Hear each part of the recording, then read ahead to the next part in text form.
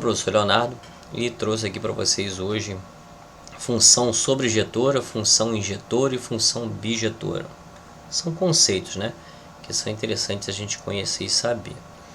Quando uma função vai ser função sobrejetora? Quando a imagem for igual ao contradomínio. Como assim? Aqui eu tenho o meu domínio, aqui eu tenho o meu contradomínio, não é isso? E imagens são todos aqueles que estão, ó, marcadinhos aqui, ó. Essa daqui é a minha imagem. Então vou botar aqui, ó. Bom, dá uma observada.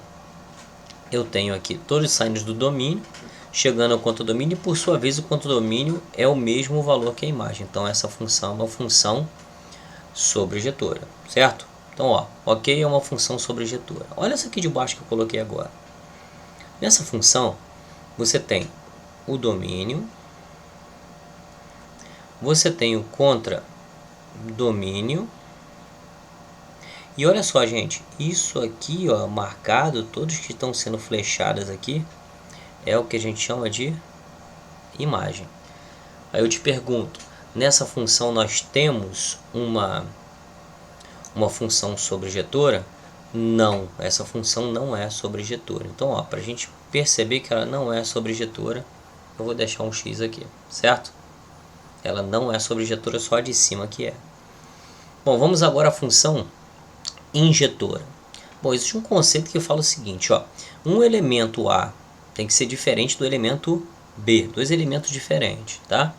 E você tem lá o f de A, que seria o nosso valor do que ele vai ser atingido, né? Em A tem que ser diferente de B. Por exemplo, é fácil você entender isso. Matematicamente fica assim, mas popularmente a gente fala que cada elemento de A só se corresponde a um elemento de B.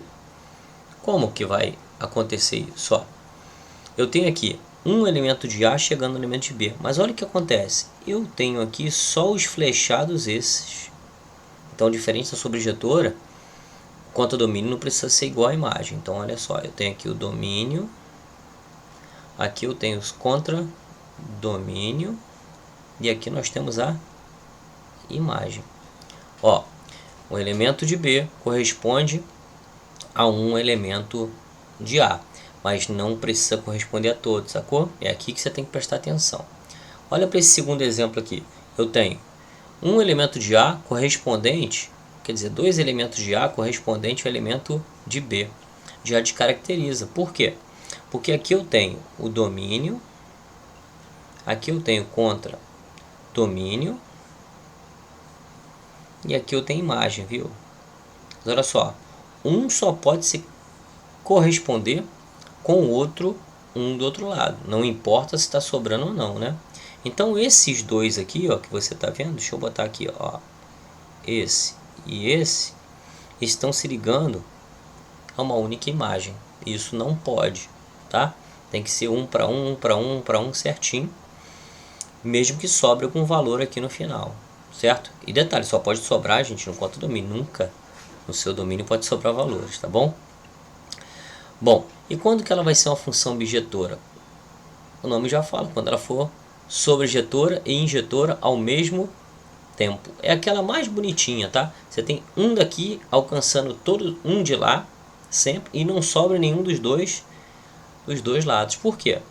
Porque ela vai ser, a imagem vai ser igual ao contradomínio, ó. Vamos pegar a primeira definição lá, ó. Eu tenho domínio, aqui eu tenho contradomínio, e aqui nós temos a imagem. Ó, a imagem é igual ao contradomínio, não é isso? E tem a correspondência de 1 para 1. Então ela vai ser tanto sobrejetora quanto bijetora ao mesmo tempo, certo? Espero ter ajudado. Até o nosso próximo vídeo.